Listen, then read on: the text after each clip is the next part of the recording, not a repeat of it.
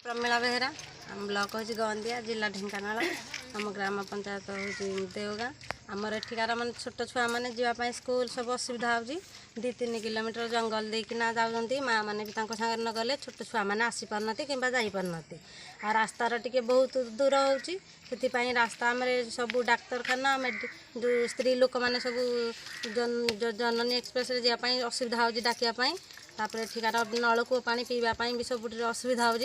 नलकूप गोटे अच्छे भांगी गले 2-3 किलोमीटर जाऊँ आम पा पीवाई आने समस्ते स्त्री लोक मैंने मुंडे धरिकी आसुचु आठिकार जो टे नलकूप को आउ गोटे कूह कि नलकूपटे देले आम जो उपकृत हम सरकार पाखे एठिकार मैंने गोटे लाइट दिखाई 8-10 दिन है लाइट जलू ना कि देखा कहीं माने आसुना सरपंच कि वीडियो कि जी आसले भी जंगल माने छोट जंगल गाँटे तो से कहीं आसुना अणदेखा करना रोचे एथि माने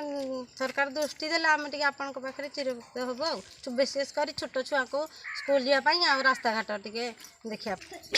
आ जो NH रोड पाई तो लोक मैंने चारिआडे करूँकार पैसा पत्र खाईकिना जाती घर द्वार तो किसी सुविधा ना रोडटा टे माने आमर सुविधा करदे टे आम लोक मैंने समस्ते खुशी हाँ।